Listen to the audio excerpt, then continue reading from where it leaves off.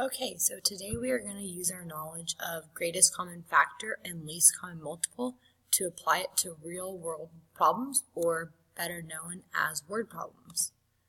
So let's look at the first problem we have here.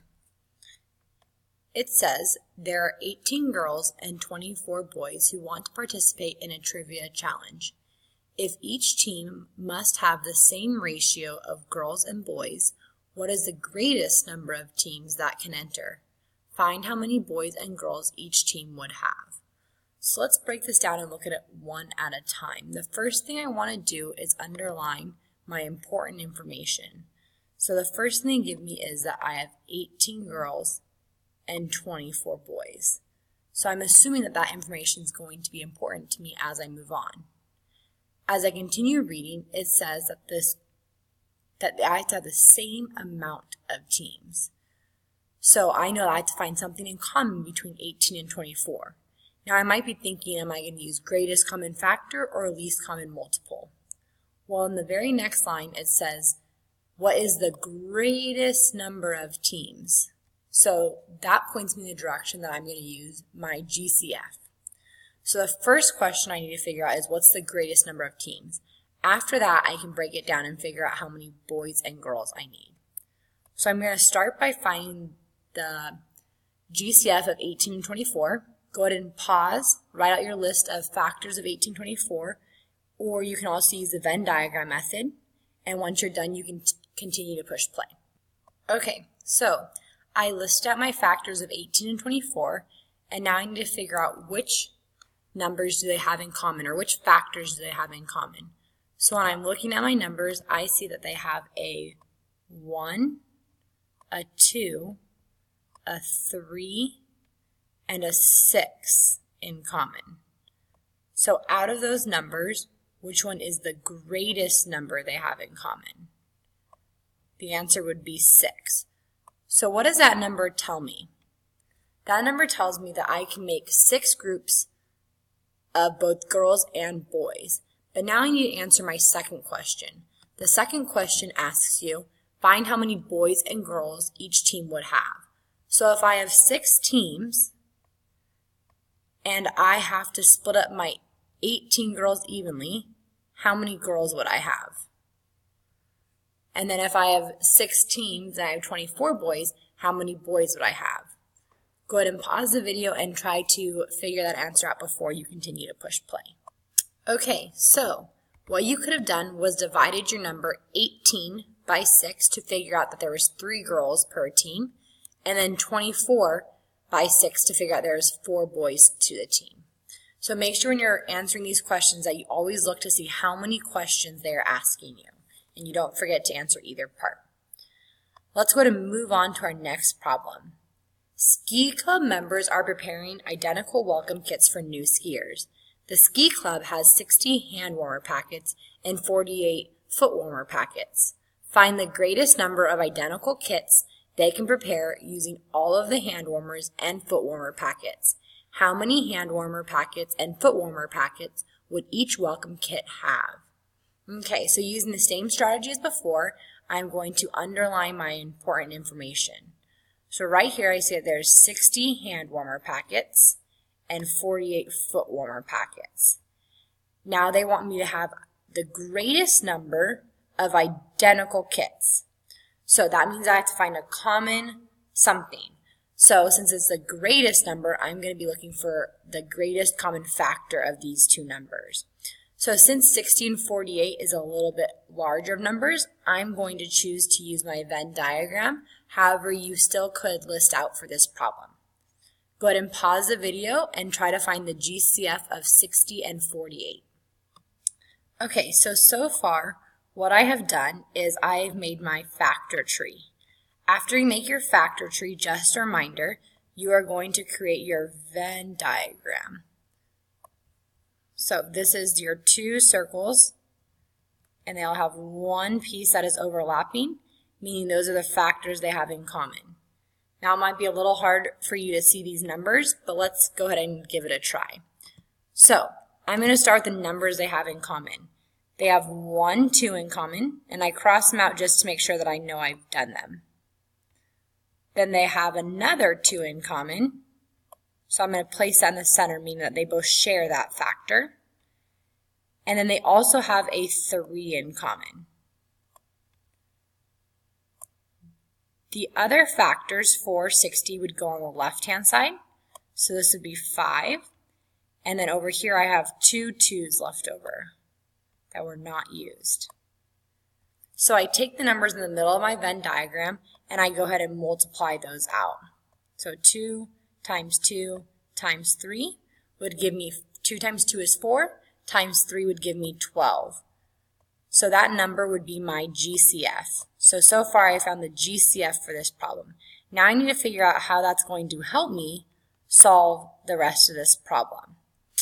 So I know that I can make 12 what? 12 identical kits. Now I have to figure out how many hand warmers and foot warmers would be in each kit. So what I'm going to do is I'm going to take 60 and divide by 12 to figure out how many hand warmers there would be. When I do 60 divided by 12, I get 5 hand warmers. And when I do 48 and I divide by 12, I get 4 foot warmers. So your final answer to this question would be that you have 12 kits, and each kit would have 5 hand warmers and 4 foot warmers. And I would typically like you to write that out in a complete sentence. Okay, let's go ahead and move on.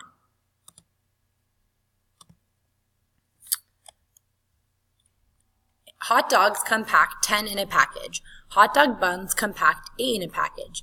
If we want 1 hot dog for each bun for a picnic with none left over, what is the least amount of each we need to buy? How many packages of each item would we have to buy? Okay, so I'm going to start again by underlining my important information. I know that hot dogs come 10 in a package and buns come 8 in a package. And if we want to buy the hot dog for each bun for a picnic with none left over, so this none left over means I'm going to have to use all of them, and I want the least amount of each. How many packages of each item would we need to buy? So the key word there that helps me figure out whether I'm going to use GCF or LCM is the word least. So I need to find the least common multiple of 8 and 10. So for this one, you can start out by using a list, since we haven't practiced the other method yet. And some of you don't need to do a list because you could figure it out without using a list. I always start with my larger number, so I'm going to count by tens, 10. And I ask, is 8 going to have a multiple that gets me to 10? No. 20? Nope. How about 30? Nope. And then last I check 40, and I remember that 8 times 5 is 40. So I list out my factors for 8 as well. So after doing this, I realized that the least common multiple they both have in common is 40. So that means I'm going to be able to have a total of 40 hot dogs with buns. So now I need to figure out how many of each package do I need to buy. So if there's 10 hot dogs in a package, how many do I need to buy to get to 40? So I would do 10 times 4, so 4 packages of hot dogs. And then how many packages of buns would I need to buy? So since there's 8 in a package, I would need to do 8 times 1, 2, 3, 4, 5. You might also know your math facts in that one. So I need to buy 5 hot dog buns packages. And all together I could have 40 hot dogs with buns. Starting at 6 a.m., a bus stops at my street corner every 15 minutes. Also starting at 6 a.m., a taxi cab comes by every 12 minutes. What is the next time both a bus and a taxi are at the corner at the same time? So I love these problems because you typically see these on ACT or SAT tests. So it's really important that you can remember how to do these problems rather than having to take your time and slowly add number by number by number to try to figure out how to get to the answer. So go ahead and pause your video. I want you to try to underline the important facts here and then tell me whether you're going to use GCF or LCM. Okay, so this one was a little bit more challenging to figure out whether you were going to use LCM or GCF, but they said, what is the next time both a bus and a taxi at the corner are going to be there at the same time. So that means you're looking for the very next time that they're going to have something in common, okay? So looking at these, I would have found the LCM of each one, and I would count by 12 to the top, so 12, 24, 36, 48, 60, and then 15, 30, 45, and 60. It is important to remember what units you are talking about here. So we are using the units of minutes here. So since our unit is minutes and we have the least common multiple of 60 here, then we are going to have to figure out what time the bus meets at again. So here it says it starts at 6 a.m. for the taxi and 6 a.m. for the bus. So 60 minutes after would be what time? That would be 7 a.m. So at 7 a.m., the bus would now meet again. Okay. So these are just a few critical thinking problems. Is the GCF of a pair of numbers ever equal to one of the numbers? Explain with an example. So go ahead and pause, think about this, and see if you can come up with an example to prove your thinking. So the answer I got was yes, the GCF can be one of the numbers. So an example would be 12 and 24. The greatest common factor of 12 and 24 is 12, and 12 is the same as itself here. So the answer would be yes. Is the GCF of a pair of numbers ever greater than both numbers? Explain with an example. So without using our math thinking, I'm going to remind you, factor rhymes with tractor, and tractors break things apart. So our factors are going to be breaking things apart, which means they can't get bigger. If the number is getting bigger, we're typically using multiples. So no, the GCF cannot be bigger than both of the numbers.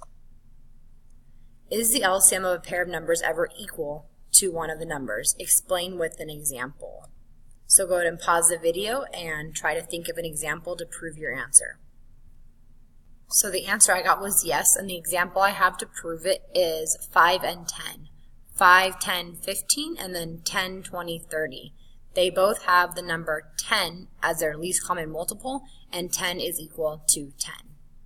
Now the next question is the LCM of a pair of numbers ever less than both numbers? Explain with an example. So the answer to this one is going to be no, and remember multiple we multiply by.